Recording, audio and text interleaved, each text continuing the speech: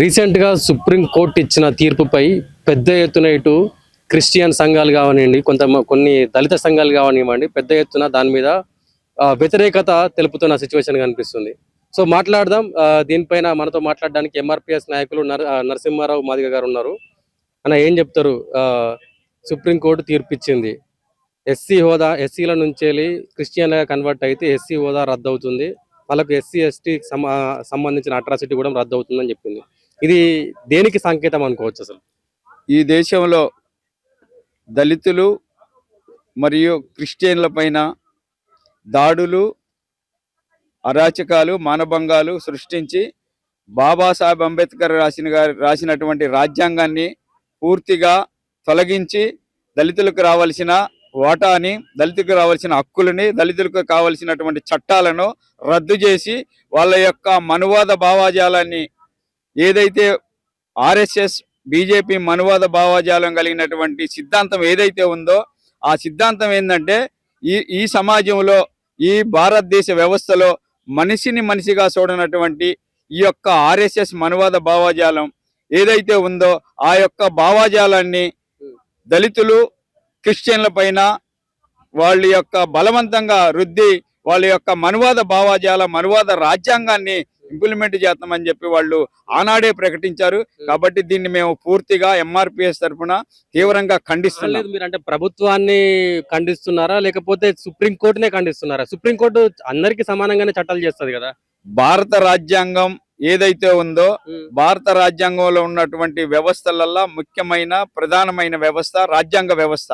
కానీ ఆ రాజ్యాంగ వ్యవస్థను కూడా ఈ రోజు ఏదైతే ప్రభుత్వం ఉందో ఆ ప్రభుత్వంలో ఉన్నటువంటి ప్రధానమంత్రి నరేంద్ర మోడీ గారు కానీ, ఆర్ఎస్ఎస్ మోహన్ భగవత్ గారు కానీ ఆ యొక్క జడ్జి గారిని ఏ రకంగా అయితే ఇంప్లిమెంట్ ఏదైతే ప్రలోభాలకి గురి చేసి మీరు ఈ విధంగా తీర్పియాలి, ఆ విధంగా తీర్పియాలని చెప్పి రాజ్యాంగానికి పూర్తిగా వ్యతిరేకంగా తీర్పు ఇప్పించే ప్రయత్నం. అట్లా అనుకోవచ్చు అన్న, సుప్రీంకోర్టు అనేది అత్యున్నత న్యాయస్థానం, అటువంటి దాన్ని వాళ్ళు మ్యానిపులేట్ చేసే అంత కెపాసిటీ ఉంది అనుకుంటారా? భారత రాజ్యాంగంలో పొందుపరిచినటువంటి ఆర్టికల్ 25 ప్రకారం, 25 ప్రకారం భారతదేశంలో ఉన్నటువంటి అన్ని వర్గాలు, అన్ని మతాలు, అన్ని కులాలు, అన్ని ఏ మతాన్ని అయినా స్వీకరించవచ్చు అని చెప్పి భారత రాజ్యాంగంలో ఉంది.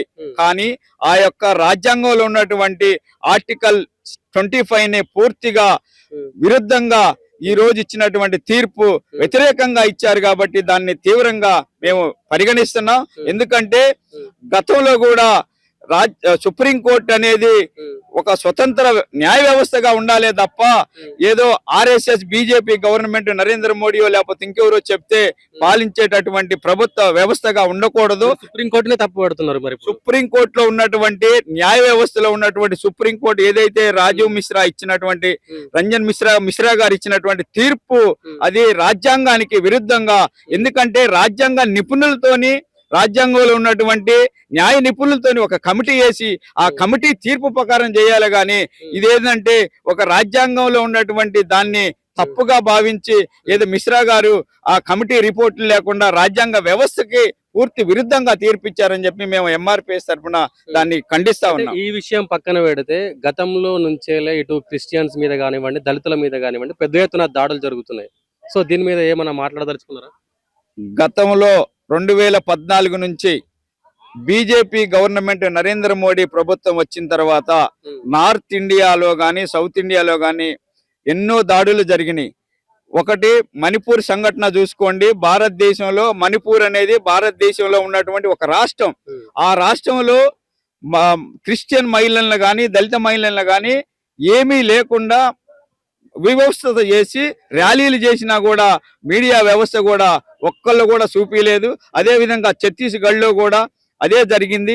అదేవిధంగా అక్కడ దాకెందుకు తెలంగాణ రాష్ట్రంలో మన రంగారెడ్డి జిల్లాలో దళిత క్రిస్టియన్ల పైన చర్చికి పోతే వాళ్ళ పైన దాడులు కూడా జరిగినాయి. అది ప్రభుత్వం దృష్టికి కూడా వచ్చింది. అదేవిధంగా దళిత క్రిస్టియన్ల గురించి మాట్లాడుతున్నటువంటి పగడాల ప్రవీణ్ గారిని కూడా ఆంధ్రప్రదేశ్ ప్రభుత్వం తీవ్రంగా మానసికంగా ఇబ్బంది పెట్టి చంపిన చరిత్ర కూడా మనందరం కల్లారా చూసినాం. 2014 నుంచి స్టిల్ డేట్ వరకు కూడా భారతదేశంలో దళితులు, క్రిస్టియన్ల పైన బీజేపీ ప్రభుత్వం తీవ్రంగా దాడి చేస్తా ఉంది. దాన్ని మేము పూర్తిగా ఖండిస్తున్నాం. చట్ట విరుద్ధమైనప్పుడు న్యాయ సమీక్ష అధికారం ఉంది కాబట్టి సుప్రీంకోర్టు తీర్పులు ఇస్తుంది. దాన్ని ఈ దేశంలో అందరం గౌరవించాలి. మరి మిగతా వాళ్ళకి ఏమి ఇబ్బంది కలిగిందో తెలియదు. హిందూ మతంలో వివక్ష ఉంది అనే ఉద్దేశం కొద్దీ వేరే మతంలోకి పోయినప్పుడు మీకున్న నొప్పేందా? అక్కడ ఉన్నోళ్ళు అక్కడనే ఉండాలి. ఇక్కడ సుఖవంతంగా సౌకర్యవంతంగా ఉంది. ఇక్కడ మాకిచ్చిన రిజర్వేషన్లని మీరు దొబ్బి తినడానికి మీరెవరు? మా అవకాశాలని దొబ్బి తింటున్న దొంగలు కదా ఇవాళ దీన్ని వక్రీకరించి మాట్లాడేటోళ్ళు. మరి వివక్ష లేని సమాజం కాడనే ఉన్నారు కదా, మేము వివక్షలనే చేస్తున్నాం కదా, అందుకని మాకు అవసరం. మీకు రిజర్వేషన్లు కావాలనుకుంటే మీరు హిందూ మతంలో ఉండండి మా లెక్క. లేదు అంటే వదులుకున్న మతం గురించి మాట్లాడే హక్కు కానీ నైతికత కానీ రైట్ కానీ మీకు లేదు. చాలామంది చాలా ఆర్టికల్ గురించి చెప్తుండ్రు. ఇలా మీరు సుప్రీంకోర్టు ఇచ్చిన తీర్పుని వక్రీకరిస్తుండ్రంటే ఇలా మీరు భారత రాజ్యాంగాన్ని హవలేయాలని చేస్తున్నారు మీరు. ఇలా అది గుర్తుపెట్టుకోవాలి. మరి ముందు ఏదో అంటారు చూడు, భర్త చేస్తే బాధ్యతలు తెలుస్తాయట, భార్య చేస్తే సంసారం తెలుస్తుందట. అట్లా తెలుస్తుంది. నీకేం తెలుసు? మీకు మీది నోరా మోరా ఎవరికి అర్థమైతే లేదు ఏం మాట్లాడుతున్నా అనేది. మీకు అనుకూలంగా వస్తే గొప్పయి కోర్టులు, గొప్పయి చట్టాలు, గొప్పయి. మీకు వ్యతిరేకంగా వస్తే చట్టాలు తప్పు. మీరే ఆలోచించుకోవాలి.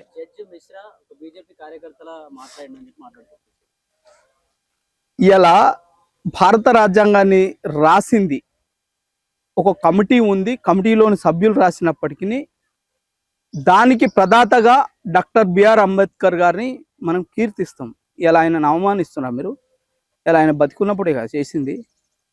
చట్టం గురించి మాట్లాడేటప్పుడు, చట్టాల గురించి తెలుసుకునేటప్పుడు చట్టాలని లోతుగా చదవండి. అడ్వకేట్ల కంటే గొప్పల్లా నేను లాలు చదివినరా, ఎల్ఎల్బి చదివినరా, ఎల్ఎల్ఎంజి చదివినరా, లేకపోతే పిహెచ్డీలు చేసినరా? మీరు వక్రీకరిస్తుండ్రు. మీకు 1950 మీ చట్టం ప్రకారం రూల్ 3 ప్రకారమే తీర్పిచ్చింది. దాన్ని ధిక్కరించి ఇవ్వలేదు కదా. ఇవాళ అదే కాదు, ఇవాళ నా దృష్టిలో ఉన్నది 2 ఉమ్మడి రాష్ట్రాలలో క్రిస్టియన్ కానుకల పేరట తెలంగాణలో 3,10,000 మంది తీసుకున్నారు క్రిస్టియన్ కానుకలు 2016 నుంచి ఇప్పటి వరకు. వాళ్ళు కూడా క్రిస్టియన్లే అవుతారు. నేను ప్రూవ్ చేస్తా, మంది కాదు. ఇలా మీరేదో జబ్బలు జరుస్తున్నారు కదా, జబ్బలు జరిచే మీరు మీ కుటుంబాలు వెళ్ళిపోయిన వాళ్ళు వెళ్ళిపోవాలి. కానీ మా రిజర్వేషన్లు దొబ్బి తింటాంటే మేము ఊకోం. ఇలా మేము ఆయా కమ్యూనిటీలల్లో వివక్షను ఎదుర్కొంటూ ఆ వివక్షకు పొందుతున్న ఉపశమనమే ఇది మాకు. కాబట్టి మా రిజర్వేషన్లు దొబ్బి తినే హక్కు కానీ రైట్ కానీ మీకు ఎవరికి లేదు. దీని గురించి ఎంత తక్కువ మాట్లాడితే అంత మంచిది. వాళ్ళు ఏం చెప్తున్నారంటే కిషన్లో ఉన్న దళిత వర్గాలు ఏం చెప్తున్నారంటే మేము అది మతంగా అనుకోవట్లేదు, ఒక మార్గాన్ని ఎంచుకున్నాం. అది మేము ఏదైతే చర్చ నుంచి బయటకు వస్తే మళ్ళీ మేము దళితులమే కదా, వివక్ష మా పైన చూపిస్తున్నాం అని చెప్పి మాట్లాడుతున్నారు. ప్రపంచంలో మతం కాదు మార్గం అనుకున్నప్పుడు ప్రపంచంలో క్రిస్టియానిటీని ఒక మతంగా గుర్తించారు. మన ఇస్లాంను ఒక మతంగా గుర్తించినప్పుడు ఈ భారత రాజ్యాంగం గుర్తించినప్పుడు నువ్వెవడా భాష్యం చెప్పడానికి? అయితే నువ్వు అధికారంలోకి వచ్చి నువ్వు చట్టాన్ని మార్పు చేసుకో, అప్పుడు అందరం అంగీకరిస్తాం చట్టబద్ధంగా. పార్లమెంటు చేసే చట్టాలకు చిరాసా వహిస్తాం. ఎన్నికైన తర్వాత అవసరమైతే మార్చుకుంటాం ప్రజాభిప్రాయం మేరకు. మీ అభిప్రాయాన్ని చూపెట్టండి. ఇలా ఎవరిని కడుపు కొడుతుండ్రు మీరు? ఎవరిని కడుపు కొడుతుండ్రు? ఆయా సామాజిక వర్గాలల్లో వెనుకబడ్డోడు ఇంకా వెనుకబాటు గురి చేస్తుండ్రు మీరు. అక్కడ లబ్ధి పొందుతుండ్రు, ఇక్కడ లబ్ధి పొందుతుండ్రు. కాబట్టి మీ దొంగ మాటలు, మీ లంగ మాటలు సమాజం యాక్సెప్ట్ చేయి, గుర్తుపెట్టుకోవాలి.